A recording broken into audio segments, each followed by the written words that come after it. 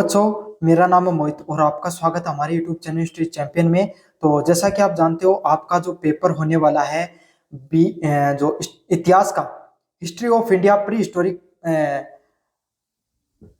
तो 12th AD तक, मतलब प्रावैधिक काल का जो 1200 ईस्वी तक आपका जो पेपर होने वाला है, मतलब प्राचीन इतिहास का जो आपका पेपर होने वाला है, सीधी सीधी बात है 1200 ईस्वी तक, उसके बारे में अपन विस्तार से पढ़ने वाले हैं।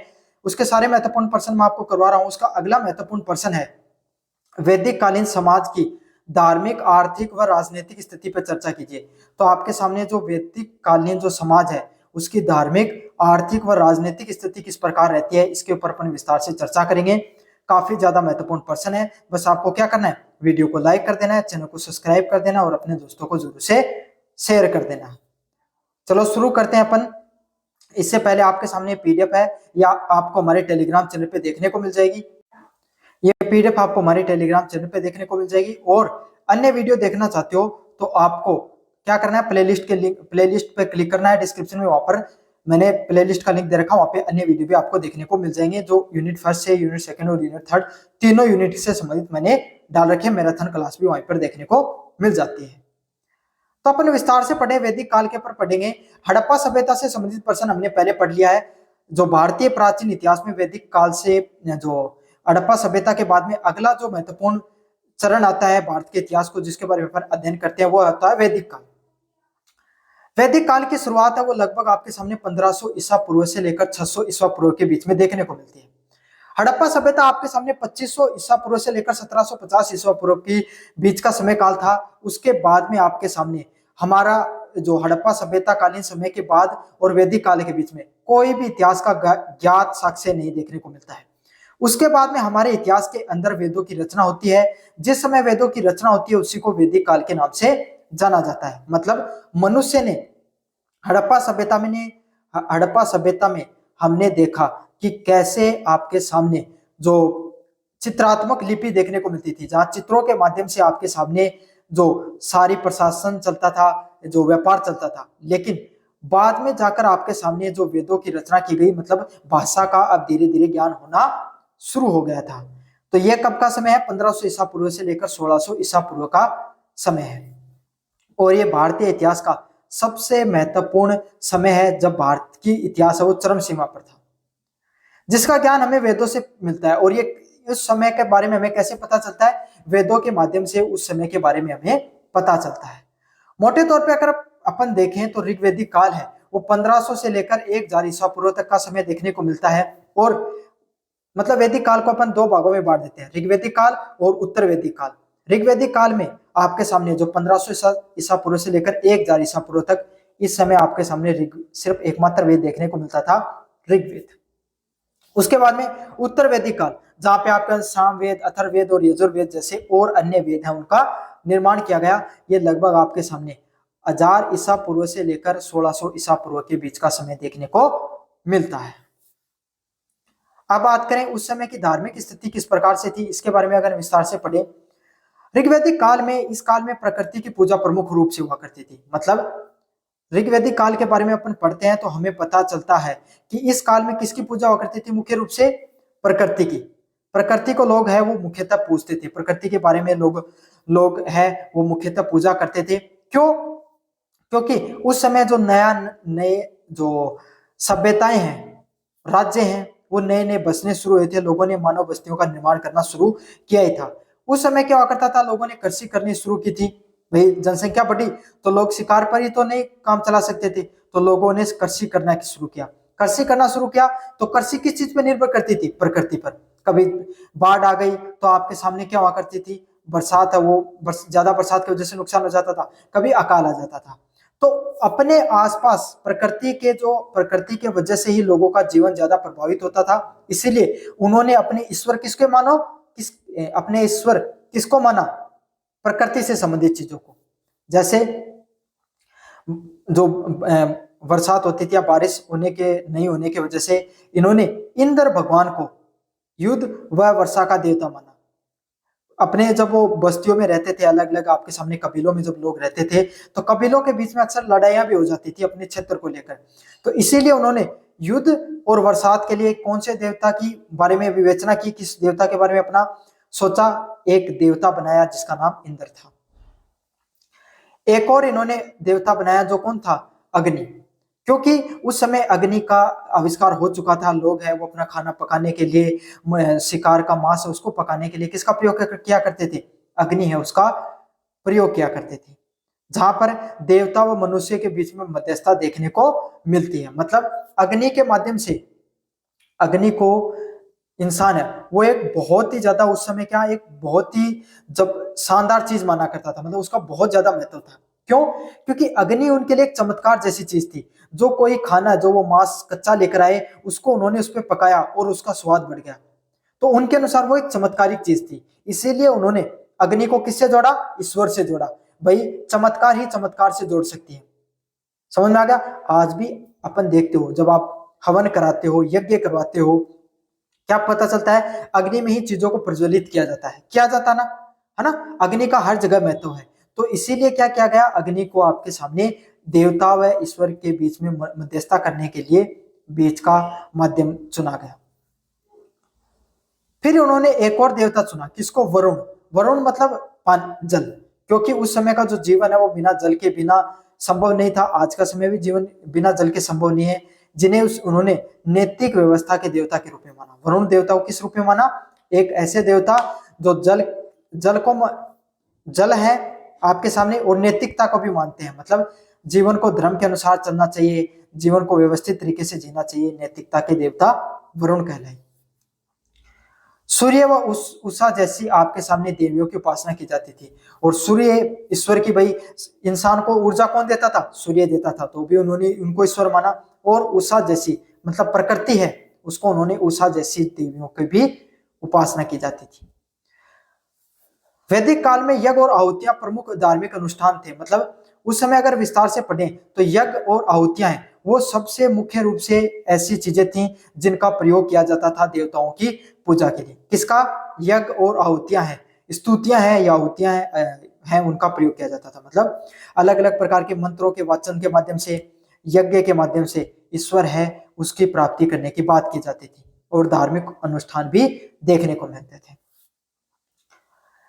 उस समय आपके सामने मूर्ति पूजा व मंदिरों का अभाव था। क्यों? इंसान की मानसिक शक्ति उतनी कल्पनाशील नहीं हो पाई थी कि वो ईश्वर की एक रूप दर्शन कर सके। ईश्वर का एक रूप के, एक कैसा रूप होगा ईश्वर को, इस बारे में सोच सके।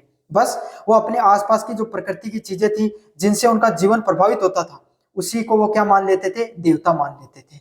और मूर्ति पूजा नहीं देखने को मिलती थी, ना ही उस समय मंदिर देखने को मिलते थे। समझ में आ गया? ये उत्तर वैदिक काल में आते हैं बाकी की सारी चीजें।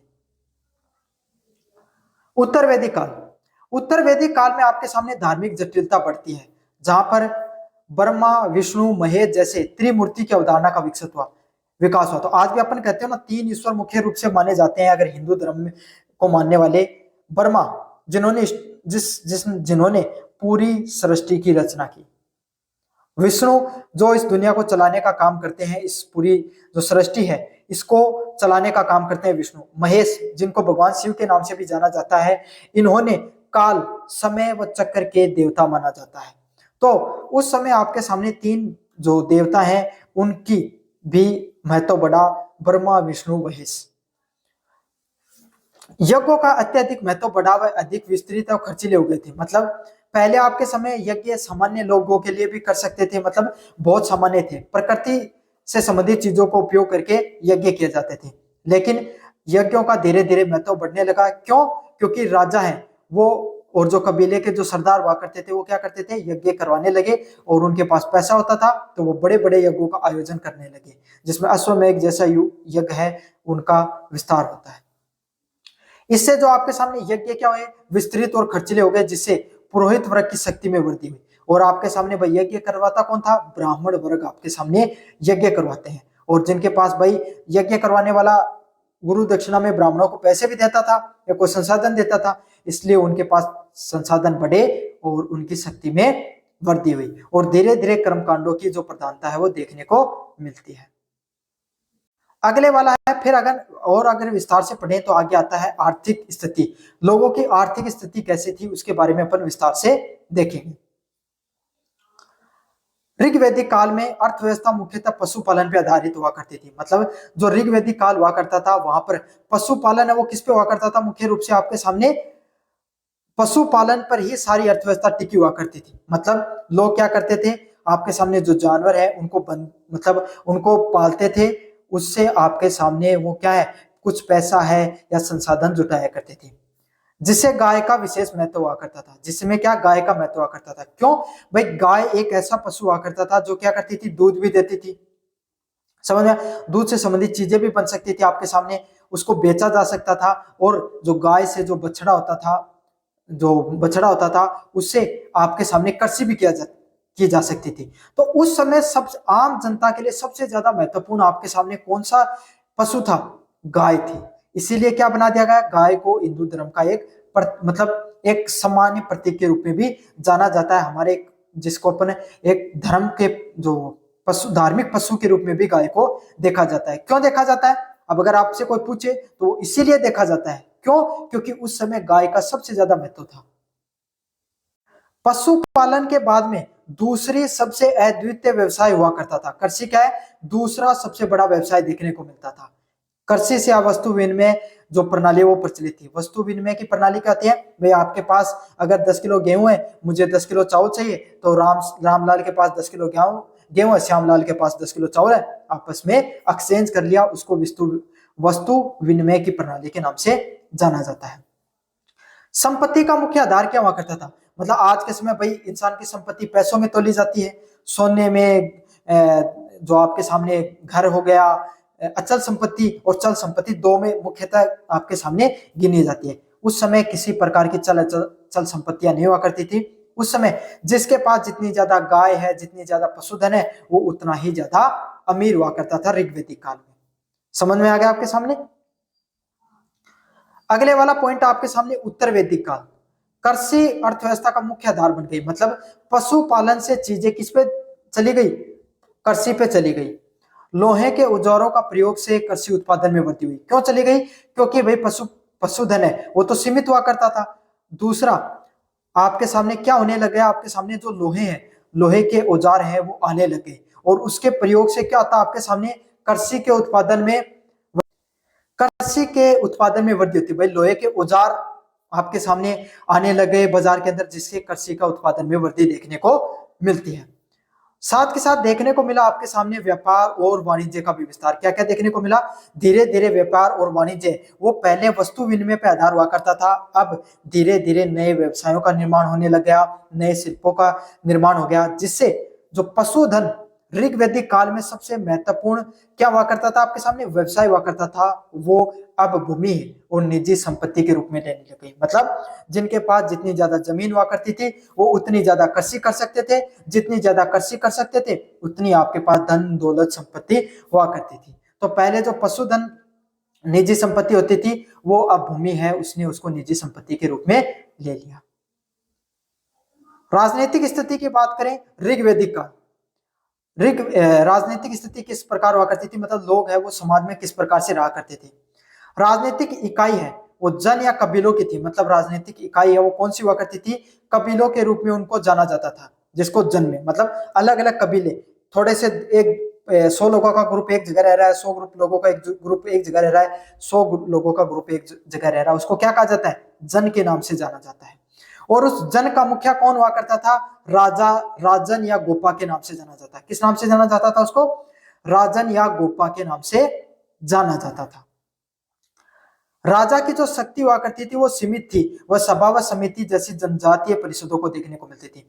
अगर हम बहुत विस्तार से देखें तो हमें ये चीजें समझ में आती है कि उस समय भी आपके सामने एक लोकतांत्रिक परंपरा देखने को मिलती थी, जो ऋग्वैदिक काल में, खास करके ऋग्वैदिक काल में, जहां पर जो राजा है उसकी जो शक्तियां वो सीमित हुआ करती थी। वो किस पर निर्भर करता था, वहां पर सभा व समिति, जिसके अंदर समाज के कबीले के सभी लोग क्या लेते थे, भाग लेते थे, वही हर चीज को क्या करते थे, राजा की शक्तियों को निर्धारित करते थे। राजा का पद वंशानुगत नहीं था, और उस समय राजा का पद वंशानुगत भी नहीं हुआ करता था। जो व्यक्ति शक्तिशाली होता था, जिसको जो कबीले के लोगों को लगता था कि भाई अगर ये व्यक्ति है, ये आपके सामने क्या कर सकता है, शासन कर सकता है, उसी को राजा बना दिया जाता था। एक शक्तिशाली योग्य व्यक्ति को ही राजा बना दिया जाता था। बल्कि चुनाव पे आधारित होता। मतलब वंशानुगत चीजें होकर नहीं किस पे आधारित होती थी, चुनाव पे आधारित होती थी। और सबसे महत्वपूर्ण पॉइंट आपके सामने, स्थायी सेना का भी अभाव था, कोई स्थायी सेना नहीं देखने को मिलती थी। यह है ऋग्वैदिक काल तक की चीजें। अब अपन बढ़ते हैं आगे उत्तर वैदिक काल। उत्तर वैदिक काल में क्या चीजें देखने को मिलती हैं? जन से जनपदों का उदय हुआ। पहले जन मतलब कबीले थे, कबीलों से जनपद मतलब राज्यों का अब धीरे धीरे निर्माण होना शुरू होता है। और राजा की शक्ति भी में भी वृद्धि होती है। राजा की शक्ति में वृद्धि अपने आप ही हो जाएगी भाई। क्यों? क्योंकि अगर आप पहले 100 लोग रहते थे, अब वहां पर 10,000 लोग रहने लगे। अब उसमें एक व्यक्ति काबिल नहीं है, अब बहुत सारे काबिल लोग आपके सामने आने लगे। तो इससे क्या हुआ, जो पद्धति है किसी एक व्यक्ति का चुनाव करना मुश्किल हो गया, जिसके कारण जो राजा के जो पद है वो वंशानुगत हो गए। दूसरी बात, राजा है अब वो बहुत ज्यादा लोगों पर क्या करने लग गया, राज करने लग गया, तो उसकी शक्तियां और ज्यादा शक्तिशाली होने लग गई। बड़े बड़े यज्ञ देखने को मिले, जैसे राज सूर्य व अश्वमेघ जैसे बड़े बड़े यज्ञ हैं जिनका आयोजन होने लग गया कि भाई कोई राजा उसने अपने घोड़ा छोड़ दिया और वो जहां तक चला जाएगा वहां तक उसका राज्य हो जाएगा। अगर किसी ने बीच में रोक लिया, उसको लड़ाई करनी होती थी, जीत जाता था तो वो राज्य उसका मतलब उसका अधीनता से छूट जाती थी, वरना उसके अधीनता में वो क्षेत्र आ जाता था। राजा की शक्तियां और प्रतिष्ठा में वृद्धि के प्रतीक बने। राजा की जो शक्तियां हैं और प्रतिष्ठा की ये सब चीजें क्या बनती हैं, प्रतीक बनते हैं। मतलब जिसने राज सूर्य यज्ञ कराया, जिसने अश्वमेघ यज्ञ कराया, वही राजा सर्वशक्तिशाली माना जाता था। धीरे धीरे आपके सामने राजाओं ने क्या किया, अपनी एक स्थायी सेना का गठन शुरू हुआ। मतलब धीरे धीरे राजाओं ने क्या किया, अपनी एक स्थायी सेना है उसका निर्माण किया। और सभा और समिति का महत्व भी कमजोर हो गया। और क्या हुआ आपके सामने, राजा की शक्तियां बढ़नी शुरू हुई, सेना का निर्माण करने लगा राजा, उसके पास ज्यादा शक्तिशाली हुआ, तो सभा व समिति है उसका महत्व धीरे धीरे कम होने लगा। विदर्भ जैसी पुरानी संस्थाएं भी जो समाप्त हो गई और अलग अलग प्रकार की संस्थाएं जैसे सभा समिति विदर्भ जैसी जो पुरानी संस्थाएं थी वो भी कमजोर हो गई। और साथ के साथ कौन सी व्यवस्थाएं आपके सामने शुरू हुई, पूरा राज्य है उसको व्यवस्थित तरीके से चलाने के लिए कर प्रणाली की शुरुआत की गई। मतलब कोई भी राज्य है वो बहुत बड़ा हुआ करता था, राज्य को चलाने के लिए राजा अलग अलग प्रकार का विकास कार्य भी करता था। पूरे राज्य की जनता की देखरेख के लिए क्या करता था, पैसे भी चाहिए थे। तो कर प्रणाली की शुरुआत वहीं से होती है, जिससे राजा की आय भी बढ़ने लग गई, राजा की शक्तियों में और ज्यादा वृद्धि देखने को मिलती है। विस्तार से अगर अपन देखें तो ऋग्वैदिक काल में समाज एक सरल जनजातीय व्यवस्था से निकलकर अधिक जटिल व्यवस्था में चल गया। मतलब अगर अपन विस्तार से देखें तो जो ऋग्वैदिक काल है वो आपके सामने बहुत ही सरल जनजातीय व्यवस्था थी उसके अंदर, लेकिन जैसे जैसे उत्तर वैदिक काल की तरफ बढ़ते हैं तो ये जनजातीय व्यवस्था क्या देखने को मिलती है आपके सामने, बहुत ही ज्यादा जटिल देखने को मिलती है। जहां पर राज्य आधारित व स्त्री जो सतहीकरण समाज का परिवर्तन हुआ, जहां पर क्या हुआ, राज्य आधारित समाज देखने को मिला और जो समाज में जो अलग अलग प्रकार के स्तर देखने को मिले, जहां पर जातियों का तो इतना आपके सामने महत्व नहीं था, लेकिन जो जिनके पास ज्यादा भूमि थी, अमीर और गरीब वर्ग है वो लगभग बनना शुरू हो गया था। समझ में आ गया आपके सामने। तो कबीलों से शुरुआत होकर जन से जनपदों तक की शुरुआत होती है वैदिक काल में। तो वैदिक काल आपके सामने, वैदिक काल का जो प्रश्न था मैंने करवा दिया है। कैसा लगा आपको जोर से बताना, चैनल को जोर से सब्सक्राइब कर देना, वीडियो को जोर से लाइक कर देना। धन्यवाद।